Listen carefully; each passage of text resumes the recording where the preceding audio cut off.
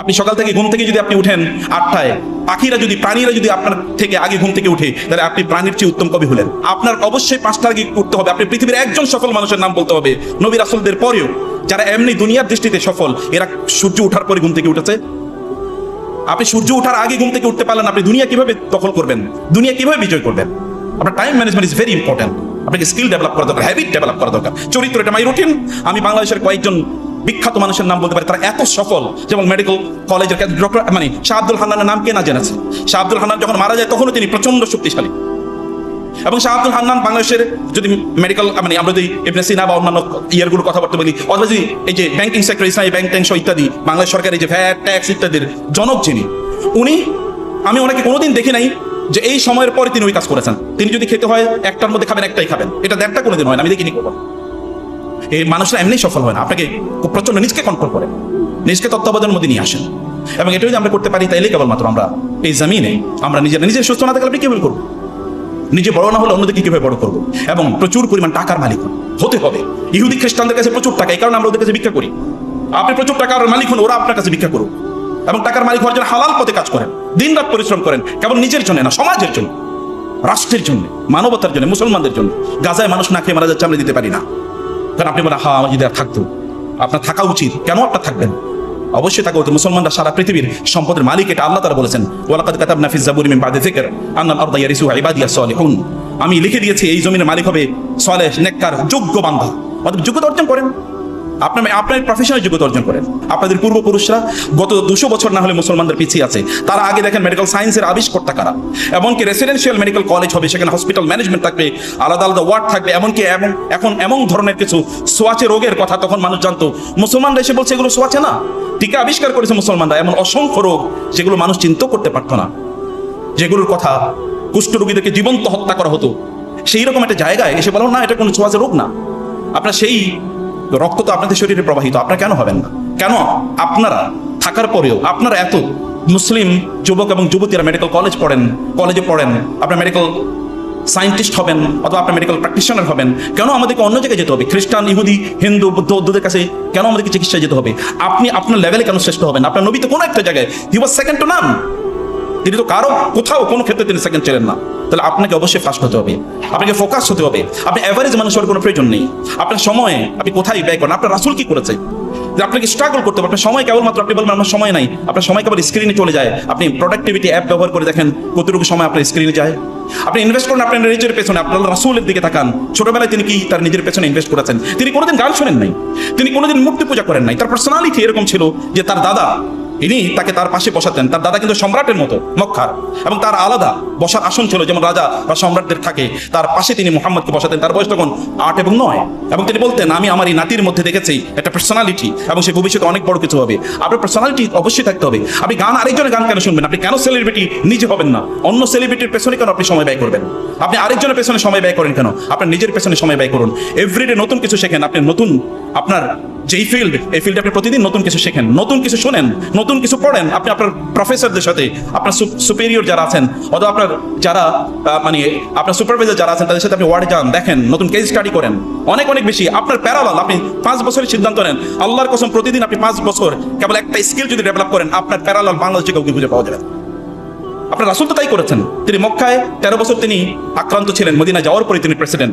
23 বছরের মাথায় এই পৃথিবীতে এমন বিপ্লব সাধন করেছেন আর একজনও নাই। অথচ ঈসা আলাইহিস সালাতু ওয়াস সালামের সাথে মাত্র 13 জন ডিসাইপল ছিল তার, এর মধ্যে একজন তাকে হত্যা করেছে বলে তারাই বিশ্বাস করে। আর আপনার রাসূলের 1.5 লক্ষ লোক তার সাথে হজ করেছে। এবং এত মানুষ তো সবচেয়ে বড় তখনই সফল যখন তার আশপাশে যারা আছে তাদেরকে তিনি তৈরি করেন। আপনার নবী কাদেরকে বানিয়েছেন? একটা আবু বকর এর এক্সাম্পলই গোটা পৃথিবীতে আছে, একটা ওমর এক্সাম্পলই গোটা পৃথিবীতে আছে? নাই। এরকম প্যারালাল মানুষ আপনার আশপাশে যারা আছে তাদেরকে এরকম তৈরি করুন, এমন চারদিকে এমন মানুষ দিয়ে ভর্তি করে রাখেন যাদের নেগেটিভিটি চিন্তা চেতনা আছে। তাদের সাথে আপনি সময় ব্যয় করবেন না।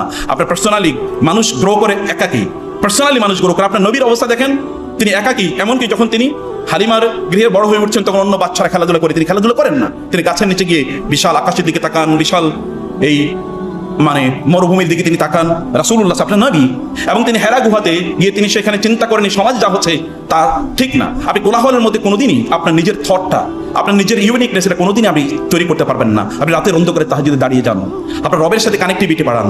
আপনার রব এর সাথে কানেক্টিভিটি না বাড়ালে, আপনার রাসূলের সাথে আপনার কানেক্টিভিটি না বাড়ালে এটা কোনোদিন আপনি করতে পারবেন। আপনি নির্জনে গ্রো করেন, গাছও কিন্তু নির্জনে গ্রো করে, অনেক বড় কিছু না, ছোট থেকে শুরু করতে। আপনি নিজে বড় একটা কেবলমাত্র চাকরি করবেন এটা মানসিকতা রাখবেন না। সমাজকে পরিবর্তনের জন্য আপনাকে কাজ করতে হবে। আপনি নেন না, আপনি শরিয়া হসপিটাল করেন, আপনি শরিয়া হসপিটালের অভাব বাংলাদেশে, আপনি এরকম আইডিয়া মানুষকে দেন যেন আমি এরকম একটা কিছু করতে চাই। পৃথিবীর শ্রেষ্ঠতম হসপিটালগুলো কেন খ্রিস্টানরা মালিক হবে? আপনি কেন মালিক হবেন না? তারা তো মিশনারি মানুষ না, মিশনারি কাজ করা আপনাদের জন্য ফরজ, তারা করার কথা না এটা, কিন্তু তারা এই কাজ করছে, আমরা কেন এই কাজ করতে পারবো?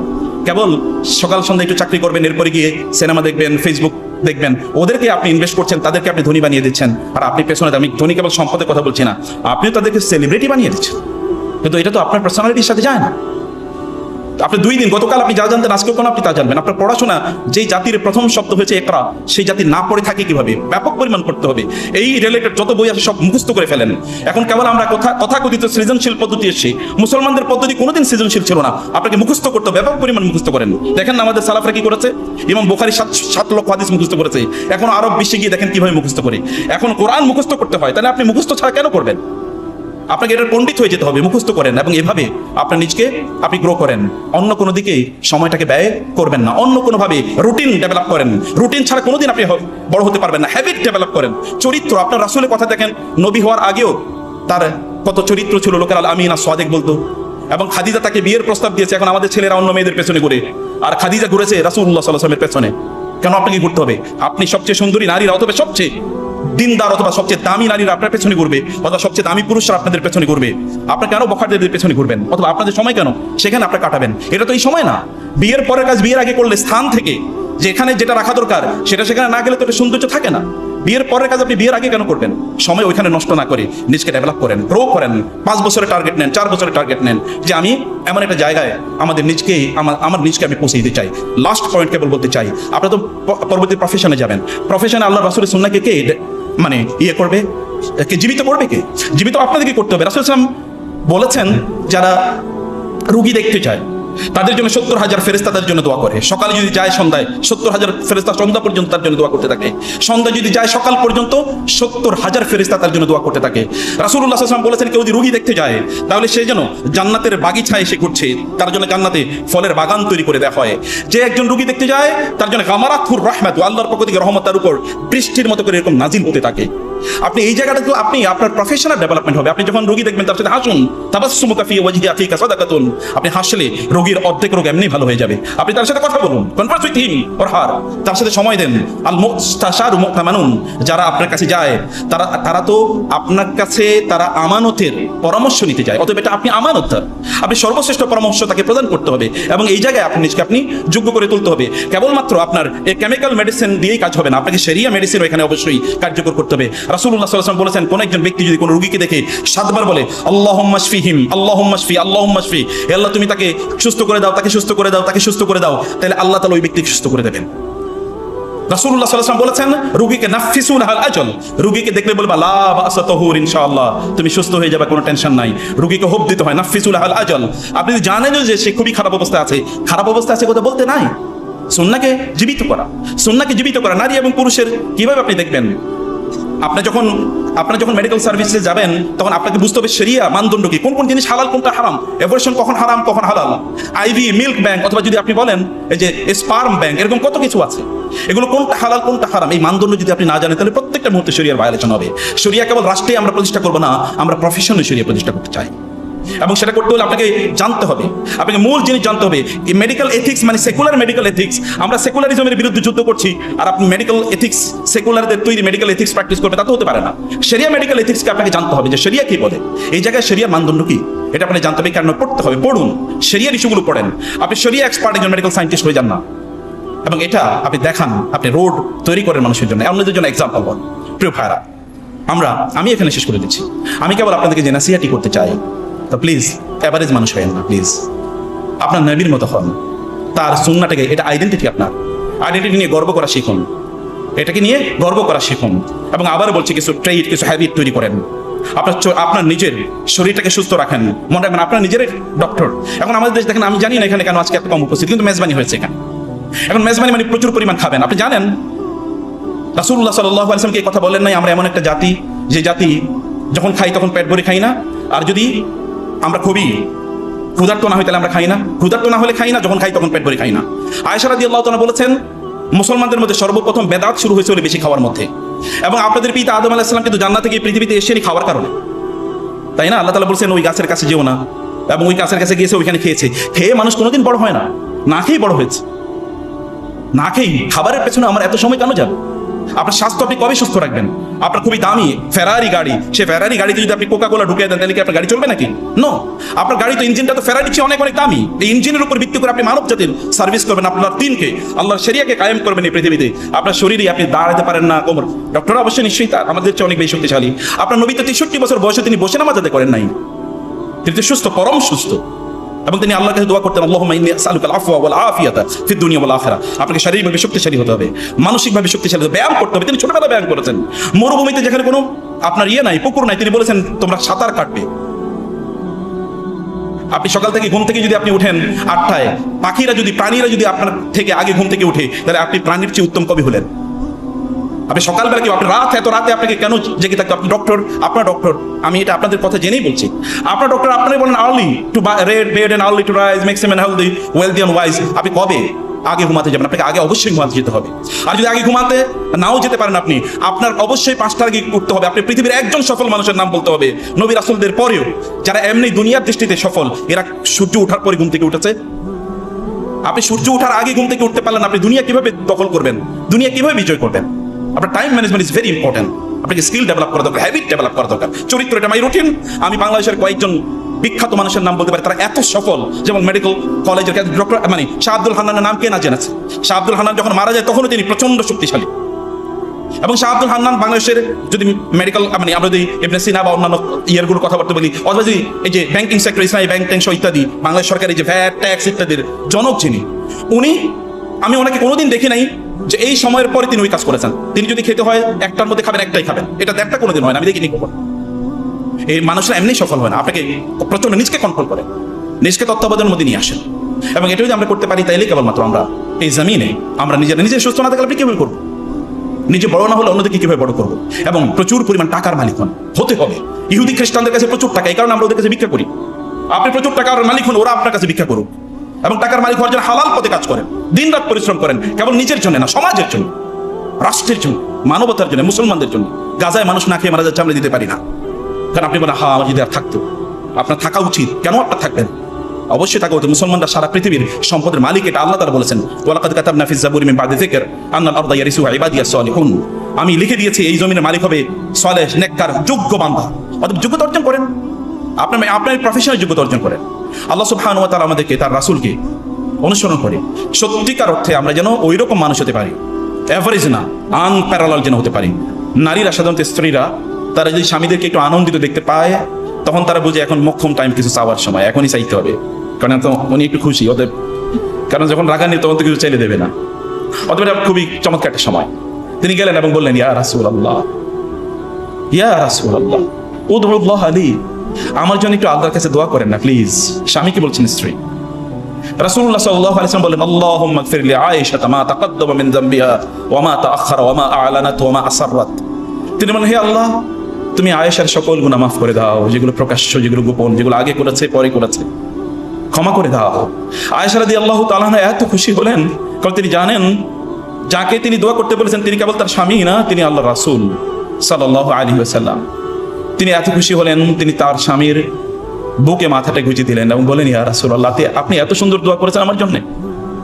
আয়েশা রাদিয়াল্লাহু তাআলাকে রাসূল ইসলাম একটু আলতো ভাবে আদর করে দিয়ে বলেন আয়েশা, তুমি জানো ওয়াল্লাহি ইন্নাহু লা দুআই লি উম্মতি ফি কুল্লি সালাতিন। আয়েশা, তোমাকে আরেকটা ইনফরমেশন দেই, তোমার জন্য আজকে আমি যে দোয়া করেছি, আমি প্রত্যেক নামাজে আমার উম্মতের জন্য এই দোয়া করি। স্পেশাল দোয়া যেটা স্ত্রীর জন্য, সেটা আপনাদের জন্য প্রতি মুহূর্তে তিনি করেন। রাসূলুল্লাহ সাল্লাল্লাহু আলাইহি ওয়াসাল্লাম তিনি বলেছেন, তিনি যাকে নিয়ে আপনারা আলোচনা শুনতে এই আয়োজন করেছেন, তিনি বলেছেন লিকুল্লি নাবিয়্যিন দাওয়াতুন মুস্তাজাবাতুন তাআজ্জালা কুল্লু নাবিয়্যিন দাওয়াতুহু। প্রত্যেক নবীর আল্লাহ তাআলা একটা চয়েস দিয়েছেন আল্লাহ তাআলা প্রত্যেক নবীকে, যে তিনি যেই দোয়া করবেন এই দোয়া আল্লাহ তাআলা ইমিডিয়েটলি সাথে সাথে তা কবুল করে নেবেন। প্রত্যেক নবী সেই চয়েস তার অ্যাভেল করেছে দুনিয়া থাকতে। কিন্তু আমি ওয়া ইন্নী ইখতাবাতু দাওয়াতি শাফাআতান লিউম্মতি ইয়াউমাল কিয়ামা, আমাকে যে আল্লাহ যেই চয়েসটা দিয়েছেন এটা আমি আমার উম্মতের জন্য কিয়ামতের দিন রেখে দিয়েছি। সেই দিন আমি তাদের জন্য সুপারিশ করি, এটা আমি ব্যয় করব। আমি এটাকে তীর হিসেবে রেখে দিয়েছি, আমি কিয়ামতের দিন এটাকে আমি ব্যয় করব। তিনি সেই ব্যক্তি যিনি কবর থেকে প্রথমে উঠবেন, আর কেউ উঠবে না। তিনি সেই ব্যক্তি যিনি অন্যান্যরা বিবস্ত্র হয়ে উঠবে, কিন্তু তিনি বিবস্ত্র হয়ে উঠবেন না। তিনি সেই ব্যক্তি যেদিন লোকেরা কিয়ামতের দিন তিনি তার লিওয়াউল হামদ, তার সামনে তার হাতে কেবল একটা পতাকা থাকবে, কেবল তাকেই চেনা যাবে যে তিনি। সেখানে লোকেরা গিয়ে একত্রিত হবে, বিভিন্ন জায়গায় দৌড়ে যাবে। অমুক আদম আলাইহিস সালাম, নূহ আলাইহিস সালাম, ইব্রাহিম আলাইহিস সালাম, মুসা, ঈসা আলাইহিস সালাওয়াতু ওয়াস সালাম, যে আমাদের জন্য একটু দোয়া করুন, আল্লাহর কাছে বলুন আল্লাহ যেন হিসাব নিকাশ শুরু করে। কেউ কোনো কথা বলবে না, বলবে না আমরা আজকে কোনো কথা বলতে পারবো না, আজকে আমরা আজকে আতঙ্কিত। তারপর তার কাছে যাবে, তিনি সিজদায় লুটিয়ে পড়বেন, আরশের নিচে পড়ে বসে, আরশের নিচে তিনি সিজদায় লুটিয়ে পড়বেন। আল্লাহ তাআলা বলবেন, ইয়া মুহাম্মদ, মুহাম্মদ কি হলো, আপনি কেন হঠাৎ করে সিজদা দিলেন, কি কারণ, কি লাগবে বলেন, বলুন। সাল তোরতা ইরফা রাসাক, মাথা উঠান, সাল তোরতা, কি লাগবে বলেন, তাই আপনাকে দেওয়া হবে। ইশফাআত তুশাফা, সুপারিশ করতে আপনি কারোর ব্যাপারে সুপারিশ করবেন, আপনি সুপারিশ করুন, যেই সুপারিশ করবেন তাই কবুল করা হবে। কারণ ওই যে তিনি রেখে দিয়েছেন, তিনি বলেন আল্লাহ একটু হিসাব বিচার শুরু করেন, বিচার লম্বা প্রক্রিয়া, বিচার শুরু করেন, আল্লাহ বিচার শুরু করে দেবেন। এর মধ্যে 70,000 লোক তারা জান্নাতে চলে যাবে বিনা হিসাবে। তারা দৌড়ে আসবে, ইয়া রাসূলুল্লাহ এখনো তো আমাদেরকে জান্নাতে ঢুকতে দেওয়া হচ্ছে না।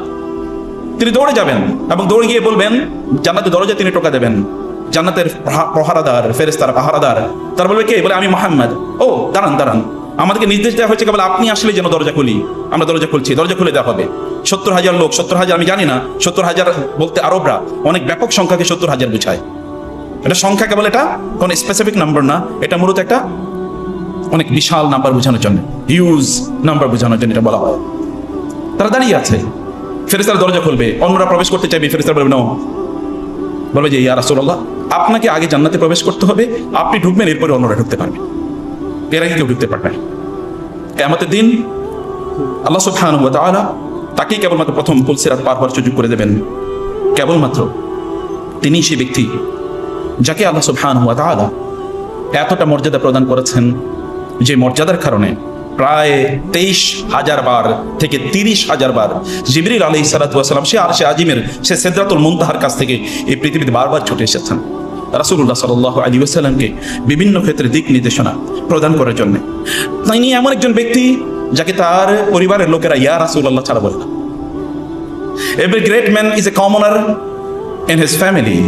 যত বড় মানুষই হোক না কেন, তার ফ্যামিলি মেম্বারের কাছে, তার স্ত্রীর কাছে তিনি তার স্বামী, সন্তানদের কাছে তিনি বাবা, এবং মা বাবার কাছে তিনি সন্তান। কিন্তু তিনি এমন মানুষ, তার স্ত্রীরা কোনোদিন তাকে ইয়া মুহাম্মদ বলে না, বলে ইয়া রাসূলুল্লাহ। তার কন্যারা তাকে বলে ইয়া রাসূলুল্লাহ, তার চাচারা তাকে বলে ইয়া রাসূলুল্লাহ, তার কাজিনরা তাকে বলে ইয়া রাসূলুল্লাহ, তার ফুফুরা তাকে বলে ইয়া রাসূলুল্লাহ।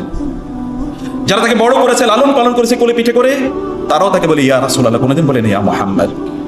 তিনি এমন মানুষ, তিনি এমন একজন ব্যক্তিত্ব, তিনি এমন একজন ব্যক্তিত্ব যার চেহারার মধ্যেই সত্যের ভাব ফুটে ওঠে। এই জন্য সালমান আল ফারিসি রাদিয়াল্লাহু তাআলা আনহু, তিনি অথবা আব্দুল্লাহ ইবনে সাল্লাম, যিনি ছিলেন ইহুদিদের মধ্যে সবচেয়ে বড় পণ্ডিত, আব্দুল্লাহ ইবনে সাল্লাম, তিনি যখন মদিনায়, রাসূল যখন মদিনায় যান, তিনি হচ্ছেন তৎকালীন সবচেয়ে বড় greatest intellectual and thinker of that society. তিনি আসলেন মুহাম্মদ সাল্লাল্লাহু আলাইহি ওয়াসাল্লামকে দেখার জন্য। তিনি আসলেন, তিনি বলেন আমি এসেই তার দিকে তাকিয়ে থাকলাম, এবং আমি তার দিকে তাকিয়ে থাকার পর অতঃপর আমি বুঝতে পারলাম যে ওয়াল্লাহি, আল্লাহর কসম, ইন্না হাযা লাইসা বিওয়াজহি কাযাবিন, আমি তার চেহারার দিকে তাকিয়ে বুঝতে পেরেছি এটা কোনো মিথ্যাবাদীর চেহারা নয়। তার চেহারা থেকে বোঝা যাচ্ছে যে ইনি সত্যবাদী, পরম সত্যবাদী। এবং সাথে সাথে আমি তাকে গিয়ে বললাম, আপনার দিনে আপনি আমাকে দীক্ষিত করে নিন। সালমান আল ফারিসি রাদিয়াল্লাহু তাআলা আনহু, তিনি সেই পারস্যের, তৎকালীন পারস্যের খোরাসানের জাই নামক জায়গায় তিনি এক রাজ পরিবারের সদস্য। তিনি হঠাৎ করে তিনি শুনতে পেলেন যে সর্বশেষ নবীর কথা, ওই নবী আসতে এখনো বহু দেরি, কখন আসবে তিনি জানেন না। এবং তিনি জানতে পারলেন খ্রিস্টানদের কাছ থেকে, খ্রিস্টান পাদ্রীদের কাছ থেকে। তিনি জিজ্ঞেস করলেন, পাদ্রীরা সবচেয়ে ভালো পাদ্রীরা কোথায় আছে বলা হলো যে তারা আছে হচ্ছে দামেস্কে, সিরিয়াতে, শামে তিনি চলে গেলেন। যে পাদ্রীর কাছে তিনি ছিলেন, পাদ্রী কয়েকদিন পরে মারা গেল এরকম। অথবা আপনার চেয়ে আরো ভালো কাউকে পাবো যেখান থেকে আমি সর্বশেষ নবীর ব্যাপারে জানতে পারবো বা আমি সত্য জানতে পারবো। বলো যে তুমি যাও, তুমি ইরাকের মৌসুলে চলে যাও। তিনি মৌসুলে আসলেন, মৌসুল থেকে তারপরে তাকে বলা হলো তুমি নাসিবিয়াতে যাও। এরপরে তারপরে তাকে বলা হলো যে তুমি বাইজান্টাইনে যাও। সেখান থেকে তিনি আরবে কৃতদাস আকারে বিক্রি হয়ে গেলেন। আরবে তিনি অপেক্ষা করছিলেন সর্বশেষ নবী কখন আসবেন। সর্বশেষ নবী যখন আরবে এসেছেন তখন তিনি তার সাথে সাক্ষাৎ করতে গেলেন। এবং সাক্ষাৎ করতে গিয়ে তিনি যেহেতু বাইবেলে, তাওরাতে এবং পাদ্রীদের কাছ থেকে তিনি শুনেছেন যে তার মধ্যে এমন 3টি জিনিস আছে যেগুলি দিয়ে তুমি তাকে পরীক্ষা করতে পারবে যে তিনি সত্য নবী কিনা। তোমাদের একটা হলো তিনি সাদাকা গ্রহণ করেন না, দ্বিতীয়ত হলো তিনি কেবল হাদিয়া গ্রহণ করেন, 3 নম্বরে যে তার পিঠে একটা নবুয়তের সিলমোহর আছে, খাতামুন নবুয়া। তিনি বলেন আমি গেলাম কিছু সাদাকার খেজুর নিয়ে তার কাছে গেলাম। আমি গিয়ে বললাম ইয়া রাসূলুল্লাহ, ইয়া মুহাম্মদ, এগুলো সাদাকা আপনার জন্য নিয়ে এসেছি। তিনি তখন তার অনুসারীদের মাঝে এটা বন্টন করে দিলেন। এটা প্রথম তিনি যখন তিনি মদিনায় যান, তিনি নিজে গ্রহণ করলেন না। আমি মনে মনে বললাম আল্লাহু আকবার, আমার প্রথম যে সাইন সেটা তো মিলে গেছে, আরো 2টো সাইন রয়ে গেছে। তিনি পরের দিন আসলেন কিছু খেজুর নিয়ে, হাদিয়ার খেজুর। তিনি বললেন, আমি তাকে গিয়ে বললাম এগুলো হাদিয়ার খেজুর, আপনি নেন। তিনি নিজে খেলেন, অন্যদিকে খেতে দিলেন। আমি আল্লাহু আকবার বললাম মনে মনে যে দ্বিতীয়টা মিলে গেছে। তৃতীয় দিন আমি গেলাম, আমি তার চারপাশে ঘুরছিলাম। তিনি বুঝতে পেরেছেন যে আমি কি চাই। তিনি আমাকে বলবেন সালমান এদিকে আসো, এবং তার জামাটা তিনি একটু উঠিয়ে দিলেন। আমি তার পিঠের দিকে তাকিয়ে দেখলাম সেখানে নবুয়তের সিলমোহর আছে। আমি জাপড়ে ধরলাম এবং আমি সেখানে চুমু দেওয়া শুরু করে দিলাম। আমি বুঝলাম আমি তো এই মানুষের প্রতি আছি। এবং তার সাথে তিনি তার গোটা জীবনটা কাটিয়ে দিলেন। খন্দকের যুদ্ধের সাথে সালমান আল ফারিসি রাদিয়াল্লাহু তাআলা আনহুর মিল আছে। কেবল মানুষই কি তাকে ভালোবাসে? তাকে কি অন্য কোনো কিছু ভালোবাসে না? মদিনা মসজিদে নববীতে যেখানে তিনি খুতবা দিতেন যেই খেজুরের গুড়িটার উপর, কোন একজন নারী এসে বললেন, ইয়া রাসূলুল্লাহ, জনসংখ্যা বাড়ছে, মসজিদের বিস্তৃতি বেড়েছে, আপনি এত ছোট জায়গায় যদি দাঁড়িয়ে কথা বলেন তাহলে মানুষ দেখতে পায় না। আমি আপনার জন্য একটা মিম্বারের মতো তৈরি করে দেই কাঠ দিয়ে। রাসূলুল্লাহ বলেন ঠিক আছে দাও। একটা মেম্বার তৈরি করে দেওয়া হলো। ওই কাঠের গুড়িটা, ওই যে খেজুরের গোড়াটা সেখান থেকে সরিয়ে দেওয়া হলো। রাসূল ইসলাম মেম্বারে দাঁড়িয়ে তিনি খুতবা দিচ্ছিলেন। হঠাৎ করে শোনা যাচ্ছে যে কেউ যেন মানে কান্না করছে, মানে খুবই কান্নার করুণ আওয়াজ ভেসে আসছে। সাহাবায়ে কেরাম তার দিকে তাকাচ্ছেন, কাঁদছে কে? রাসূল ইসলাম বুঝতে পারলেন কে কাঁদছে। তিনি খুতবা বন্ধ করে দিলেন। তার মেম্বার থেকে তিনি নামলেন। নেমে ওই যে যেখানে খেজুর গাছের গুড়িটা আছে, ওই খেজুর গাছের গুড়িতে গিয়ে তিনি একটু হাতটা বুলিয়ে দিয়ে বললেন, কি যেন একটু ফিসফিস করে তিনি বললেন। এরপর হঠাৎ করে কান্না বন্ধ। লোকেরা ভাবলো ঘটনা কি, কাঁদছিল কি? তার মানে খেজুর গাছের গুড়িটা কাঁদছে। তাকে বলা হলো যে আপনি বলেছেন কি? তিনি বলেছেন যে আমি তাকে বলেছিলাম তুমি জান্নাতে আমার সাথে থাকবা, কোনো টেনশন নাই। যখন তাকে এই কথা বলা হয়েছে তার কান্না শেষ। খেজুর গাছের গুড়ি যার জন্য কাঁদে তাকে কি আপনারা জানবেন না? আচ্ছা, তার চেয়ে সফল মানুষের পৃথিবীতে কে আছে?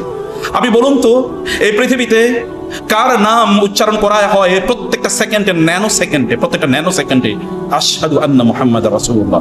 পৃথিবীতে এমন কে আছে যার নাম এই পৃথিবীর সবচেয়ে, আপনি যদি নেপোলিয়ন থেকে শুরু করে, আপনি যদি একেবারে আলেকজান্ডার দ্য গ্রেট কথিত, অথবা রাজনীতিবিদ আব্রাহাম লিঙ্কন, অথবা তার চেয়ে আরো অনেক পাওয়ারফুল যদি আপনি ক্ষমতাশালী অথবা সম্পদশালী কারো কথা যদি আপনি বলেন, আপনি কার নামের পরে আলাইহিস সালাম অথবা আলাইহিস সালাতু ওয়াস সালাম বলতে হয়? কারো নামের জন্য না, কারো নামের সাথে না। অথবা কার নাম গগন বিদারী আওয়াজে উচ্চারিত হয় প্রত্যেকটি মিনার থেকে, প্রত্যেকটা মেম্বার থেকে, প্রত্যেকটা ন্যানো সেকেন্ডে? কে?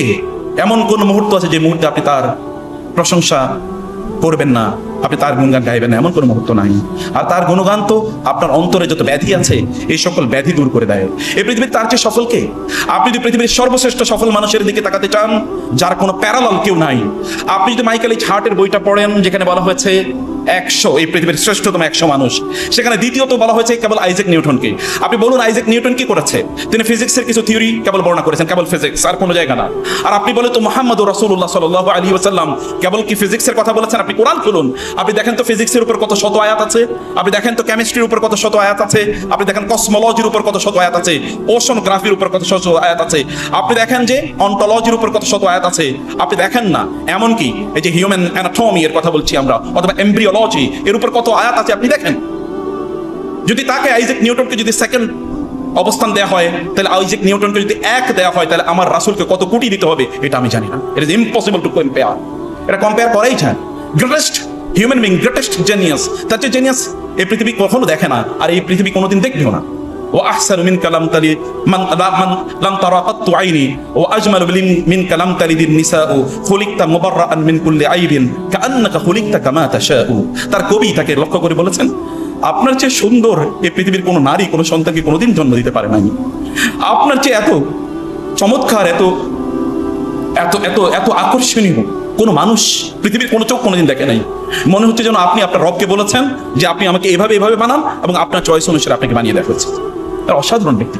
তিনি এমন একজন মানুষ যার কাছে তার শত্রুরা এসে বন্ধু হয়ে যায়। আপনি একজন বলেন তো, শত্রু, আমরা তো বন্ধু থেকে শত্রু বানাই, কিন্তু তার শত্রুরা তার কাছে এসে মুহূর্তের মধ্যে বন্ধু হয়ে যেত। আপনাদের মধ্যে এক ইয়াং যুবক, অর্থাৎ এক যুবক এসে বলেন, ইয়া রাসূলুল্লাহ, এই জানলে বেঁচে না, আমাকে জেনার অনুমতি দেন।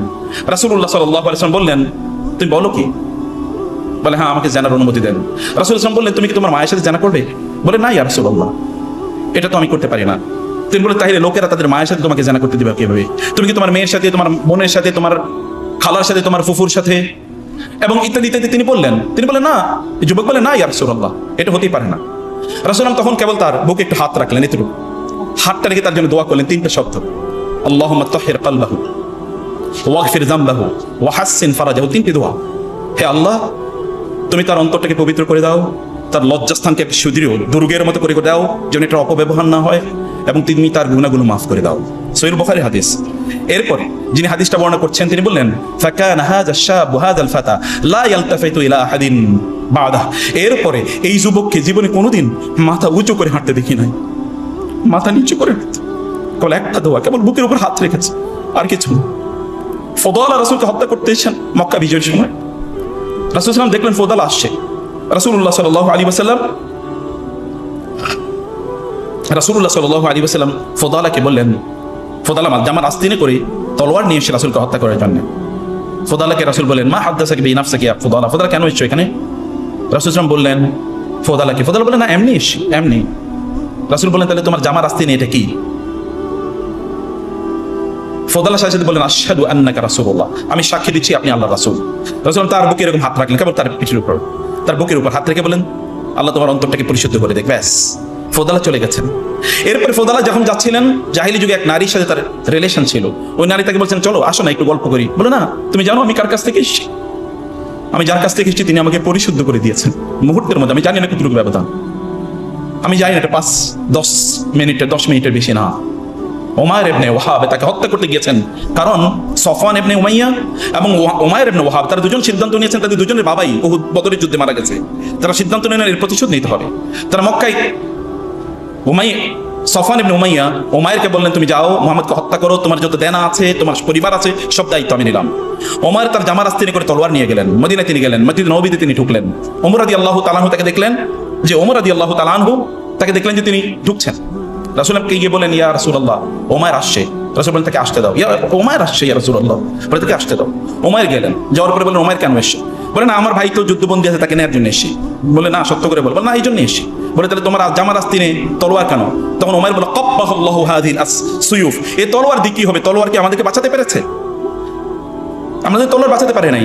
তখন রাসূল সাল্লাল্লাহু আলাইহি ওয়াসাল্লাম তাকে বললেন, উমাইর, আচ্ছা বলো তো, তুমি এবং সফওয়ান কাবার চত্বরে বসে যখন তোমরা আলোচনা করছিলে, তোমাকে পাঠানো হলো তোমার পরিবার এবং সকল মানে ঋণের দায়িত্ব নেবে সফওয়ান, তোমরা তো এটা সিদ্ধান্ত নিয়ে এসছো।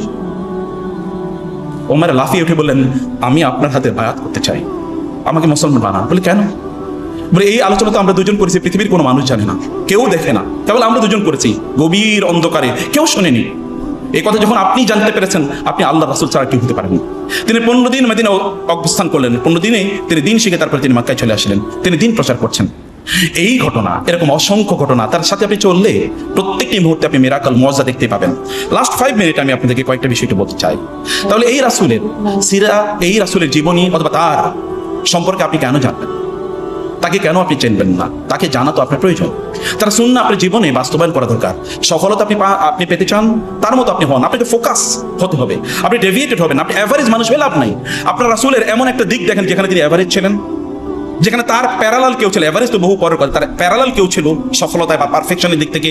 আপনার মেডিকেল কলেজ যারা পড়েন, আপনারা তো বাংলাদেশের শ্রেষ্ঠতম, সবচেয়ে জ্ঞানী এবং সবচেয়ে মেধাবী স্টুডেন্টরা। আপনাদেরকে এরকম আল্লাহ রাসূলের ফলোয়ার মানে হচ্ছে আপনাকে সুপ্রিম লেভেলে যেত। আপনি দেখেন না, আপনাদের পূর্বপুরুষরা গত 200 বছর না হলে মুসলমানদের পিছিয়ে আছে। তারা আগে দেখেন মেডিকেল সায়েন্সের আবিষ্কর্তা কারা। এমনকি রেসিডেন্সিয়াল মেডিকেল কলেজ হবে, সেখানে হসপিটাল ম্যানেজমেন্ট থাকবে, আলাদা আলাদা ওয়ার্ড থাকবে। এমনকি এখন এমন ধরনের কিছু সোয়াচে রোগের কথা তখন মানুষ জানতো, মুসলমানরা এসে বলছে এগুলো সোয়াচে না।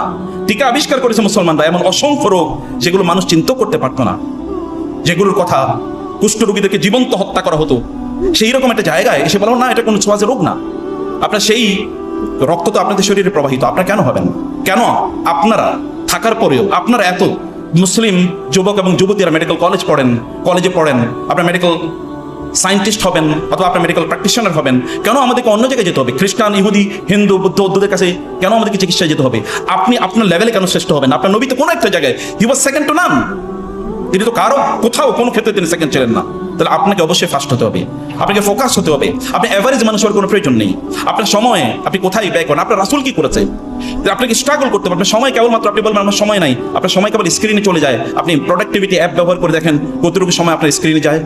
আপনি ইনভেস্ট করেন আপনার নিজের পেছনে, আপনার রাসূলের দিকে তাকান। ছোটবেলায় তিনি কি তার নিজের পেছনে ইনভেস্ট করেছেন? তিনি কোনোদিন গান শোনেন নাই, তিনি কোনোদিন মূর্তি পূজা করেন নাই। তার পার্সোনালিটি এরকম ছিল যে তার দাদা, ইনি তাকে তার পাশে বসাতেন। তার দাদা কিন্তু সম্রাটের মতো মক্কার, এবং তার আলাদা বসার আসন ছিল যেমন রাজা বা সম্রাটদের থাকে।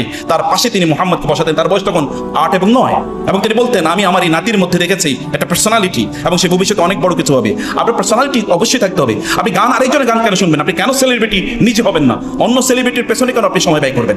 আপনি আরেকজনের পেছনে সময় ব্যয় করেন কেন? আপনার নিজের পেছনে সময় ব্যয় করুন।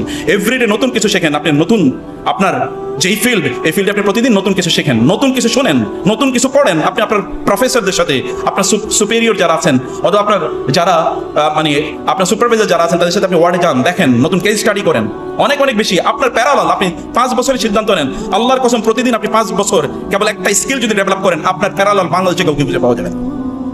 আপনার রাসূল তো তাই করেছেন। তিনি মক্কায় 13 বছর তিনি আক্রান্ত ছিলেন, মদিনা যাওয়ার পরে তিনি প্রেসিডেন্ট। 23 বছরের মাথায় এই পৃথিবীতে এমন বিপ্লব সাধন করেছিল আর একজনও নাই। অথচ ঈসা আলাইহিস সালাতু ওয়াস সালামের সাথে মাত্র 13 জন ডিসাইপল ছিল তার, এর মধ্যে একজন তাকে হত্যা করেছে বলে তারাই বিশ্বাস করে। আর আপনার রাসূলের 1.5 লক্ষ লোক তার সাথে হজ করেছে। এবং এত মানুষ তো সবচেয়ে বড় তখনই সফল যখন তার আশপাশে যারা আছে তাদেরকে তিনি তৈরি করেন। আপনার নবী কাদেরকে বানিয়েছেন? একটা আবু বকর এর এক্সাম্পলই গোটা পৃথিবীতে আছে, একটা ওমরের এক্সাম্পলই গোটা পৃথিবীতে আছে? নাই। এরকম প্যারালাল মানুষ আপনার আশপাশে যারা আছে তাদেরকে এরকম তৈরি করুন, এমন চারদিকে এমন মানুষ দিয়ে ভর্তি করে রাখেন যাদের নেগেটিভিটি চিন্তা চেতনা আছে, তাদের সাথে আপনি সময় ব্যয় করবেন না। আপনার পার্সোনালি মানুষ গ্রো করে একাকী, পার্সোনালি মানুষ গ্রো করে। আপনার নবীর অবস্থা দেখেন, তিনি একাকী। এমনকি যখন তিনি হালিমার গৃহে বড় হয়ে উঠছেন তখন অন্য বাচ্চারা খেলাধুলা করে, তিনি খেলাধুলা করেন না। তিনি গাছের নিচে গিয়ে বিশাল আকাশের দিকে তাকান, বিশাল এই মানে মরুভূমির দিকে তিনি তাকান। রাসূলুল্লাহ আপনার নবী, এবং তিনি হেরা গুহাতে গিয়ে তিনি সেখানে চিন্তা করেন সমাজ যা হচ্ছে তা ঠিক না। আপনি কোলাহলের মধ্যে কোনোদিনই আপনার নিজের থটটা, আপনার নিজের ইউনিকনেস এটা কোনোদিনই আপনি তৈরি করতে পারবেন না। আপনি রাতের অন্ধকারে তাহাজ্জুদে দাঁড়িয়ে যান, আপনার রবের সাথে কানেক্টিভিটি বাড়ান। আপনার রব এর সাথে কানেক্টিভিটি না বাড়ালে, আপনার রাসূলের সাথে আপনার কানেক্টিভিটি না বাড়ালে এটা কোনোদিন আপনি করতে পারবেন। আপনি নির্জনে গ্রো করেন, গাছও কিন্তু নির্জনে গ্রো করে। অনেক বড় কিছু না, ছোট থেকে শুরু করতে। আপনি নিজে বড় একটা কেবলমাত্র চাকরি করবেন এটা মানসিকতা রাখবেন না। সমাজকে পরিবর্তনের জন্য আপনাকে কাজ করতে হবে। আপনি নেন না, আপনি শরিয়া হসপিটাল করেন। আপনি শরিয়া হসপিটালের অভাব বাংলাদেশে, আপনি এরকম আইডিয়া মানুষকে দেন যে আমি এরকম একটা কিছু করতে চাই। পৃথিবীর শ্রেষ্ঠতম হসপিটালগুলো কেন খ্রিস্টানরা মালিক হবে? আপনারা কেন মালিক হবেন না? তারা তো মিশনারি মানুষ না, মিশনারি কাজ করা আপনাদের জন্য ফরজ। তারা করার কথা না এটা, কিন্তু তারা এই কাজ করছে, আমরা কেন কাজ করতে পারবো না?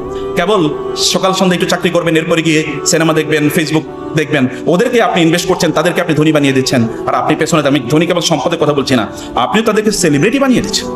কিন্তু এটা তো আপনার পার্সোনালিটির সাথে যায় না।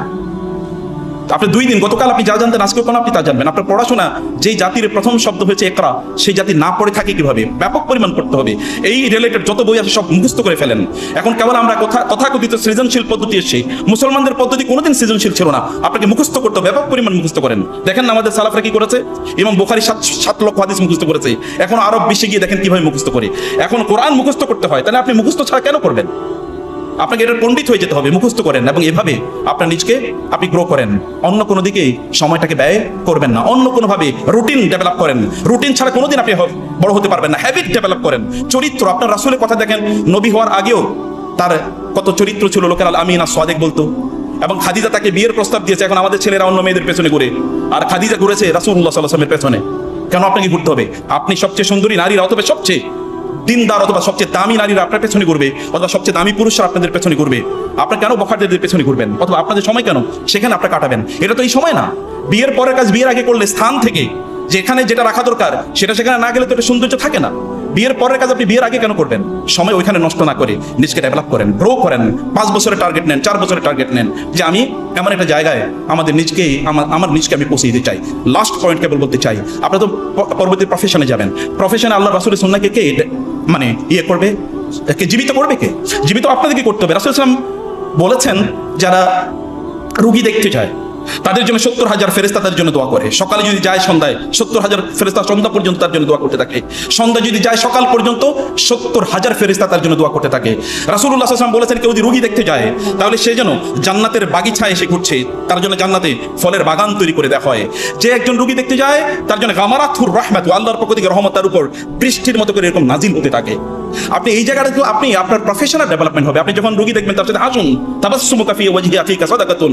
আপনি হাসলে রোগীর অর্ধেক রোগ এমনি ভালো হয়ে যাবে। আপনি তার সাথে কথা বলুন, Converse with him or her, তার সাথে সময় দেন। আল মুস্তাশারু মুতামানুন, যারা আপনার কাছে যায় তারা তো আপনার কাছে তারা আমানতের পরামর্শ নিতে যায়, অতএব এটা আপনি আমানতদার। আপনি সর্বশ্রেষ্ঠ পরামর্শ তাকে প্রদান করতে হবে এবং এই জায়গায় আপনি নিজকে আপনি যোগ্য করে তুলতে হবে। কেবলমাত্র আপনার এই কেমিক্যাল মেডিসিন দিয়েই কাজ হবে না, আপনাকে শরিয়া মেডিসিন এখানে অবশ্যই কার্যকর করতে হবে। রাসূলুল্লাহ সাল্লাল্লাহু আলাইহি ওয়াসাল্লাম বলেছেন কোন একজন ব্যক্তি যদি কোনো রোগীকে দেখে 7 বার বলে আল্লাহুম্মা শফিহিম আল্লাহুম্মা শফি আল্লাহুম্মা শফি, হে আল্লাহ তুমি তাকে সুস্থ করে দাও, তাকে সুস্থ করে দাও, তাকে সুস্থ করে দাও, তাহলে আল্লাহ তাআলা ওই ব্যক্তিকে সুস্থ করে দেবেন। রাসূলুল্লাহ সাল্লাল্লাহু আলাইহি ওয়াসাল্লাম বলেছেন রোগীকে নাফিসুনাল আজল, রোগীকে দেখলে বলবা লা বাসা তাহুর ইনশাআল্লাহ, তুমি সুস্থ হয়ে যাবে, কোনো টেনশন নাই। রোগীকে হোপ দিতে হয় নাফিসুনাল আজল। আপনি জানেন যে সে খুবই খারাপ অবস্থা আছে, খারাপ অবস্থা আছে কথা বলতে নাই, সুন্নাহকে জীবিত করা, সুন্নাহকে জীবিত করা। নারী এবং পুরুষের কিভাবে আপনি দেখবেন, আপনি যখন মেডিকেল সার্ভিসে যাবেন তখন আপনাকে বুঝতে হবে শরিয়া মানদণ্ড কি, কোন কোন জিনিস হালাল কোনটা হারাম, অ্যাবর্শন কখন হারাম কখন হালাল, আইভি মিল্ক ব্যাংক অথবা যদি আপনি বলেন এই যে স্পার্ম ব্যাংক, এরকম কত কিছু আছে, এগুলো কোনটা হালাল কোনটা হারাম এই মানদণ্ড যদি আপনি না জানেন তাহলে প্রত্যেকটা মুহূর্তে শরিয়ার ভায়োলেশন হবে। শরিয়া কেবল রাষ্ট্রে আমরা প্রতিষ্ঠা করবো না, আমরা প্রফেশনে শরিয়া প্রতিষ্ঠা করতে চাই এবং সেটা করতে হলে আপনাকে জানতে হবে, আপনাকে মূল জিনিস জানতে হবে। এই মেডিকেল এথিক্স মানে সেকুলার মেডিকেল এথিক্স, আমরা সেকুলারিজমের বিরুদ্ধে যুদ্ধ করছি আর আপনি মেডিকেল এথিক্স সেকুলারদের তৈরি মেডিকেল এথিক্স প্র্যাকটিস করবে, তা তো হতে পারে না। শরিয়া মেডিকেল এথিক্সকে আপনাকে জানতে হবে যে শরিয়া কি বলে, এই জায়গায় শরিয়ার মানদণ্ড কি, এটা আপনি জানতে হবে। কেন পড়তে হবে, পড়ুন, শরিয়ার ইস্যুগুলো পড়েন। আপনি শরিয়া এক্সপার্ট একজন মেডিকেল সায়েন্টিস্ট হয়ে যান না, এবং এটা আপনি দেখান, আপনি রোড তৈরি করেন মানুষের জন্য, অন্যদের জন্য এক্সাম্পল হন। প্রিয় ভাইরা, আমি এখানে শেষ করে দিচ্ছি। আমি কেবল আপনাদেরকে যে নাসিহাতই করতে চাই, তো প্লিজ অ্যাভারেজ মানুষ হয়েন না, প্লিজ আপনার নবীর মতো হন, তার সুন্নাহটাকে, এটা আইডেন্টিটি, আপনার আইডেন্টিটি নিয়ে গর্ব করা শিখুন, এটাকে নিয়ে গর্ব করা শিখুন। এবং আবার বলছি কিছু ট্রেড কিছু হ্যাবিট তৈরি করেন, আপনার নিজের শরীরটাকে সুস্থ রাখেন। মনে রাখবেন আপনার নিজেরই ডক্টর। এখন আমাদের দেশ দেখেন, আমি জানি না এখানে কেন আজকে এত কম উপস্থিত, কিন্তু মেজবানি হয়েছে এখানে। এখন মেজবানি মানে প্রচুর পরিমাণ খাবেন। আপনি জানেন রাসূলুল্লাহ সাল্লাল্লাহু আলাইহি ওয়াসাল্লাম এই কথা বলেন নাই আমরা এমন একটা জাতি যে জাতি যখন খাই তখন পেট ভরে খাই না, আর যদি আমরা খুবই ক্ষুধার্ত না হই তাহলে আমরা খাই না, ক্ষুধার্ত না হলে খাই না, যখন খাই তখন পেট ভরে খাই না। আয়েশা রাদিয়াল্লাহু তাআলা বলেছেন মুসলমানদের মধ্যে সর্বপ্রথম বেদাত শুরু হয়েছিল বেশি খাওয়ার মধ্যে, এবং আপনাদের পিতা আদম আলাইহিস সালাম কিন্তু জান্নাত থেকে পৃথিবীতে এসেছেন খাওয়ার কারণে, তাই না? আল্লাহ তাআলা বলছেন ওই গাছের কাছে যেও না, এবং ওই গাছের কাছে গিয়েছে, ওইখানে খেয়েছে। খেয়ে মানুষ কোনোদিন বড় হয় না, না খেয়েই বড় হয়েছে। না খেয়েই খাবারের পেছনে আমার এত সময় কেন যাবে?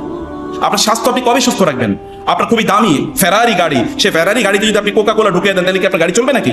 নো, আপনার গাড়ি তো ইঞ্জিনটা তো ফেরারি চেয়ে অনেক অনেক দামি। এই ইঞ্জিনের উপর ভিত্তি করে আপনি মানব জাতির সার্ভিস করবেন, আপনার দিনকে আল্লাহর শরিয়াকে কায়েম করবেন এই পৃথিবীতে। আপনার শরীরে আপনি দাঁড়াতে পারেন না, কোমর, ডক্টররা অবশ্যই নিশ্চয়ই আমাদের চেয়ে অনেক বেশি শক্তিশালী। আপনার নবী তো 63 বছর বয়সে তিনি বসে নামাজ আদায় করেন নাই, তিনি তো সুস্থ, পরম সুস্থ, এবং তিনি আল্লাহর কাছে দোয়া করতেন আল্লাহুম্মা ইন্নী আসআলুকাল আফওয়া ওয়াল আফিয়াতা ফিদ দুনিয়া ওয়াল আখিরা। আপনাকে শারীরিকভাবে শক্তিশালী হতে হবে, মানসিকভাবে শক্তিশালী হতে হবে, ব্যায়াম করতে হবে। তিনি ছোটবেলায় ব্যায়াম করেছেন। মরুভূমিতে যেখানে কোনো আপনার নাই, পুকুর নাই, তিনি বলেছেন তোমরা সাঁতার কাটবে। আপনি সকাল থেকে ঘুম থেকে যদি আপনি উঠেন 8টায়, প্রাণীরা যদি আপনার থেকে আগে ঘুম থেকে উঠে, তাহলে আপনি প্রাণীর চেয়ে উত্তম কবি হলেন।